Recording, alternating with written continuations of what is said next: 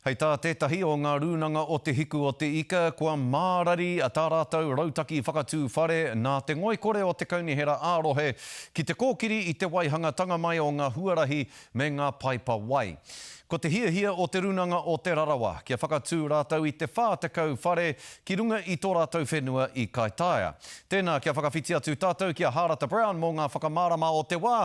Nō reira Harata, ho mai ngā kōrero o te wā e te tuahine.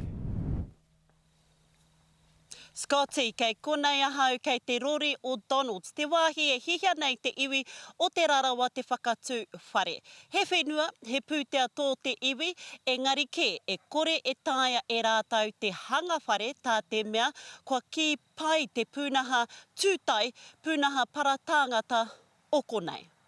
It's a very complex situation.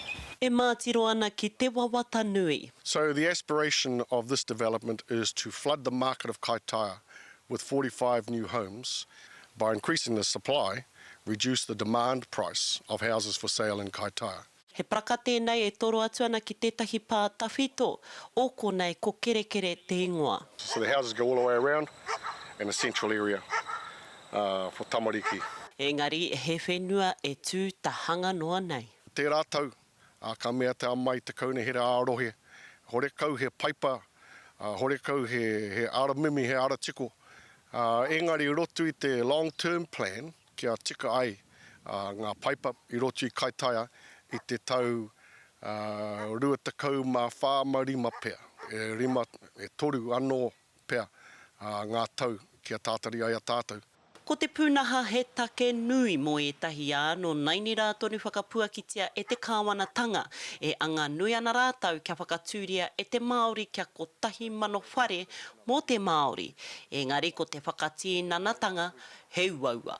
Tino pohara mātou whānau. One stage last year, there were 50 hotel beds available in Kaitaia and the wider Kaitaia region. All the rest were taken up for emergency housing. We're getting reports of people living 11 in a house with reasonable amenities, but even in some houses there are 5, 6, 7 people with almost no amenities. Ai marika ko te whakakitenga kia whātekau mārima whare hei hoko, hei reti ki te hoko, hei whakakainga i ngā uri o te iwi me muri whenua whānui, engari e noho tārewa tonu ana.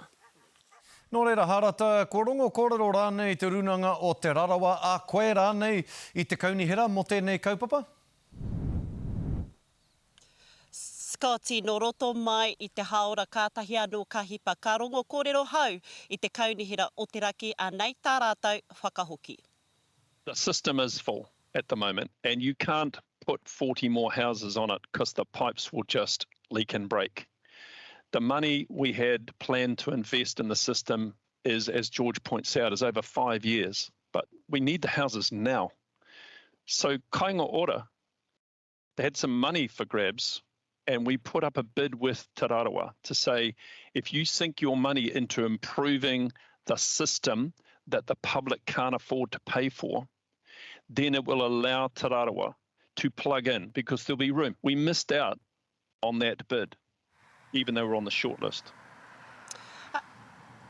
Ana, ahaha koa ngā prene a te kāwanatanga mo te whakatū whare mō ngai Māori, ngā wai e toru hoki. Takarawa mai ki tēnei whenua.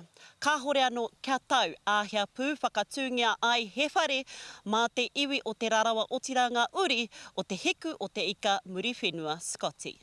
Ko ia kai a koe Harata, i nā te pai o e nā kōrero, e nā whakamārama, mihi atu ana ki a koe e te tuahine. Harata Brown e te iwi i te rohe o Kaitaia.